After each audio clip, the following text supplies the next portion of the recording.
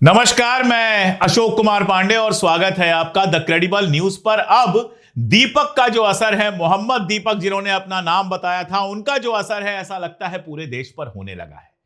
पूरे देश को धीरे धीरे समझ में आने लगा है कि ये जो गले में भगवा पट्टा लटकाकर चले आते हैं किसी का भी लाइसेंस जांच करने के लिए, किसी के भी दुकान का नाम देखने के लिए, किसी को रोकने के लिए, ये जो गुंडे हैं इनके सीने में जो दिल है वो छटाक भर का है, हिम्मत इनकी छटाक भर की है। जरा सा इनके साथ टाइट हो जाओ, जरा सा इनके साथ कड़े हो जाओ, जरा सा इनका विरोध कर दो तो ये दुम दबाकर भाग जाते हैं। दीपक के बारे में अब किसी को बताने की जरूरत नहीं है। दीपक का किस्सा तो सारी दुनिया के लोग अब जानते हैं कि किस तरह से अपने एक पड़ोसी मुस्लिम दुकानदार को बचाने के लिए उन्होंने अपना नाम मोहम्मद दीपक बताया था। उसके बाद उनको बहुत धमकियां मिली, कोई जान से मारने की बात कर रहा है, कोई 5 लाख देने की बात कर रहा है, लेकिन वो झुके नहीं। जितनी धमकियां मिली हैं उससे कई कई गुना उनको मोहब्बत मिली है। और अब दीपक से सीखकर दीपक का असर जो है वो देश भर में कैसे हो रहा है उसको आप देखिए। यह किस्सा बनारस का है, वही बनारस जहां दाल मंडी को तोड़ा जा रहा है। ऐसे ऐसे लोगों के वीडियो आ रहे हैं जो 3-3 4-4 पीढ़ियों से अपने घरों में रहते हैं, उनके घर, उनकी दुकानें सब तोड़ा जा रहा है, बेघर हो रहे हैं, और कोई इंटरव्यू लेने जाए, कोई बात करने जाए, उसको भी रोका जा रहा है।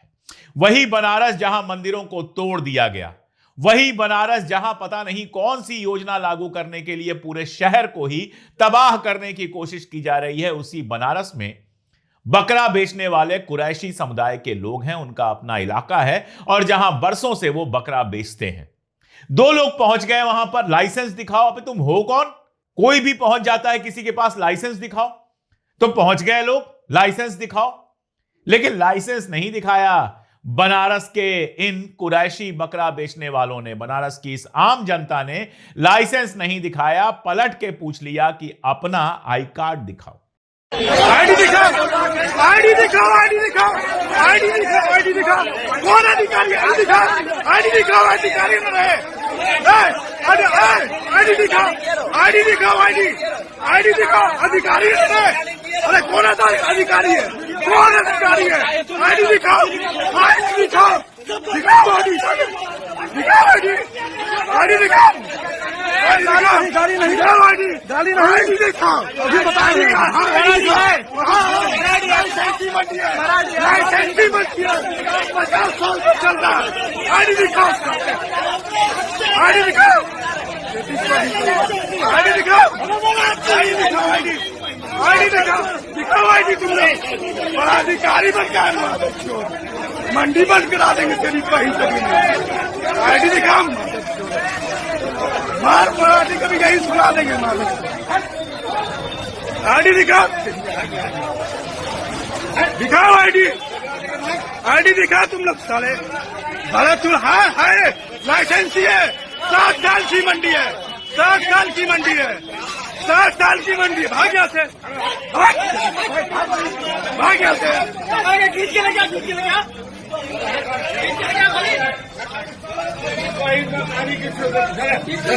और जब जनता पूछने लगी अपना आई कार्ड दिखाओ, जब दुकानदार बाहर आ गए, तब ये दुम दबाकर भाग गए। सारी गुंडागर्दी इनकी निकल गई। 2 तरह के लोग हो गए हैं। एक तो ये जिनको अपनी नेतागिरी चमकानी है। बताया जा रहा है कि ये लोग बीएचयू की छात्र राजनीति से जुड़े हुए हैं, एबीवीपी से जुड़े हुए हैं। तो एक तो इस तरह के लोग जिनको अपनी राजनीति चमकानी है। मैं आपको यहां याद दिला दूं, बनारस की इस घटना के साथ साथ याद दिला दूं जयपुर की घटना। वैलेंटाइन डे का दिन, लड़के लड़कियां पार्क में बैठे हुए हैं, बात कर रहे हैं। 4 लुहेड़े पहुंच गए। मैं गुंडे भी नहीं कहूंगा, लुहेड़े पहुंच गए 4। दाढ़ी मूछ कायदे से नहीं आई है, पता नहीं 12वीं में पढ़ते हैं कि 10वीं में पढ़ते हैं। लठ लेकर पहुंच गए, गले में भगवा पट्टा डाल के पार खाली कराने के लिए। लेकिन जब लड़कों लड़कियों ने पार खाली कराने की जगह उनसे ही सवाल पूछने शुरू किए तो ऐसे शर्मिंदा होके भागे कि पूछो नहीं। पता नहीं किस भैया को फोन लगा रहे थे। उनके यहां शाम को चाय पानी मिल जाएगी या सिगरेट मिल जाती होगी, और उनके चक्कर में गुंडागर्दी कर रहे हैं। ये वो लोग हैं जिनको अपनी राजनीति करनी है। और दूसरे तरह के वो लोग हैं जिनको रोज माइक लेकर पहुंच जाना है हिंदू मुसलमान ढूंढने। रिद्धिमा शर्मा नाम की वो लड़की आपको याद है ना, राजस्थान के एक मंदिर में पहुंच गई थी, गोगा मेड़ी मंदिर में पहुंच गई थी। और वहां पर यहां मुस्लिम परंपरा कैसे चल रही है, ये कैसे चल रही है। अरे भैया, हर मंदिर की अपनी परंपरा है, सैकड़ों वर्षों से चल रही है। तुम लोग कल पैदा हुए, सबको बताओगे क्या हिंदू है और क्या नहीं हिंदू है, तो वहां से भी उनको भगाना पड़ा। उसके बाद बहुत वीडियो किया, हां वायरल हो गई।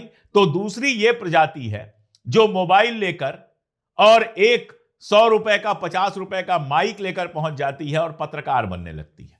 यह पत्रकार नहीं है। अभी दिल्ली यूनिवर्सिटी वाला जो मामला हुआ, उसमें जो लड़की थी, उससे जब पूछा गया तो उसने कहा मैंने ग्रेजुएशन और पत्रकारिता साथ साथ की है। कितने साल की थी मुझे याद नहीं है, पुरानी बात हो गई, 1-1.5 साल पहले मैंने ग्रेजुएशन किया था। मुझे 30 साल से ऊपर हो गए ग्रेजुएशन और पोस्ट ग्रेजुएशन किए हुए। आप मुझसे पूछिए, मैं आपको बता दूंगा कितने साल की ग्रेजुएशन थी, कितने साल की पोस्ट ग्रेजुएशन थी, पहले साल में कौन कौन से पेपर पढ़ाए गए थे, दूसरे में कौन से पढ़ाए गए थे, सब मैं आपको यहां बता दूंगा। अगर पढ़ाई ढंग से की हो तो यह कौन भूल सकता है कि पत्रकारिता की पढ़ाई कितने साल की थी। और पत्रकारिता की पढ़ाई की भी हो तो भी माइक लेकर पहुंच जाने से कोई पत्रकार नहीं बन जाता। ऐसे लोगों को हिंदू मुसलमान चाहिए। किसी मुस्लिम बूढ़े को पकड़ लेंगे, उसके मुंह में माइक जबरदस्ती डालेंगे। इनका भी केस हुआ था, याद कीजिए। मैं ज्यादा उसको बोलना नहीं चाहता। वीडियो वायरल हुआ था, एक बंदा था झुग्गी झोपड़ी का, और उसके पास पहुंच गई एक लड़की कि अपना लाइसेंस दिखाओ, कागज दिखाओ। अरे भाई तुम हो कौन, जब सरकारी अफसर आएंगे तो देख लेंगे। पलट के उस बंदे ने कहा कि अगर ये झोपड़ी मेरी नहीं है, मुझसे साबित करने के लिए पूछ रही हो, तो कैसे साबित करोगी कि तुम अपने पिता की पुत्री हो। इस पर तो मैडम भड़क गई, हिंदू शेरनी हूं, फला हूं, ढिमका हूं। सबको सिर्फ वायरल होना है और कुछ नहीं। वायरल हो जाए एक क्लिप, और सबको पता है कि हिंदू मुसलमान करने से सबसे जल्दी क्लिप वायरल हो जाती है। तो ये दो तरह के लोग हैं, एक जिनको राजनीति चमकानी है और दूसरे वो हैं जिनको अपना चैनल चमकाना है, जिनको वायरल होना है। और इन दोनों लोगों का एक ही इलाज है कि बिल्कुल शांतिपूर्वक, एकदम, न थप्पड़ चलाने की जरूरत है, न लठ चलाने की जरूरत है, न कोई भी हिंसा करने की जरूरत है। क्योंकि आपने अगर यह सब किया, पुलिस को बहाना मिल जाएगा, इनको बहाना मिल जाएगा विक्टिम कार्ड खेलने का, और पुलिस को बहाना मिल जाएगा आपको गिरफ्तार करने का। और वैसे भी यह कानूनन गलत है कि किसी के साथ मार पिटाई हो। कम से कम मेरे जैसा आदमी इस बात का हमेशा विरोध करेगा कि मार पिटाई से किसी का विरोध किया जाए। तो एकदम अहिंसात्मक तरीके से तन जाइए, सामने से मांगिए कि भाई तुम लाओ, तुम दिखाओ तुम्हारा कौन सा सर्टिफिकेट है, तुम हो कौन, तुम्हें यह हक किसने दिया है कि हमसे आकर पूछो कि हमारी दुकान का नाम क्या होगा, हमसे आकर पूछो कि लाइसेंस कहां है, हमसे आकर पूछो कि जमीन के कागज कहां हैं। सीधे एकदम पलट के सवाल कीजिए, तन जाइए, सामने हो जाइए। ये डर के भाग जाएंगे। अभी गाजियाबाद का मामला है, 14 जनवरी का। गाजियाबाद में हिंदू रक्षा दल के लोग पहुंच गए एक सैलून पर और हंगामा करना शुरू किया कि बोर्ड पे नाम क्यों नहीं लिखा हुआ है। मैं नाम से बाल कटवाना है तुमको कि कैंची से बाल कटवाना है? सैलून है, नहीं बाल कटवाने का मन है मत कटवाओ, बाल कटवाने का मन है वहां रुको। और अगर पॉकेट में पैसा नहीं है तो उसके सामने हाथ जोड़ो कि भैया आज पैसा नहीं है, लेकिन बाल कटवाना बहुत जरूरी है नेता नगरी चलाने के लिए, प्लीज मुफ्त में काट दीजिए या उधार काट दीजिए, उसको दया आएगी तो हो सकता है काट देगा। खैर, ये लोग पहुंचे और सैलून पे हंगामा करना शुरू किया। वहां पर भी यही हुआ, जनता खड़ी हो गई घेर कर। जनता ने पलट कर सवाल पूछना शुरू किया कि तुम हो कौन, किस हैसियत से आए हो ये पूछने की दुकान का नाम क्या होगा और क्या नहीं होगा। और वहां भी वही फिल्म रिपीट हुई, भाग गए, तुरंत भाग जाते हैं। इनके पास कोई ताकत नहीं है। अगर इनके साथ पुलिस नहीं है तो इनके पास कोई ताकत नहीं है। इनके नेता वही हैं जो गिरफ्तार होने पर जेल के अंदर रोने लगे थे। ये सारे लोग, ये सारी बिरादरी, जितने अतिवादी होते हैं, चाहे हिंदू कट्टरपंथी हो, मुस्लिम कट्टरपंथी हो, कोई कट्टरपंथी हो, जितने कट्टरपंथी होते हैं भयावह रूप से डरपोक लोग होते हैं। ये मेरा जिंदगी का अनुभव है।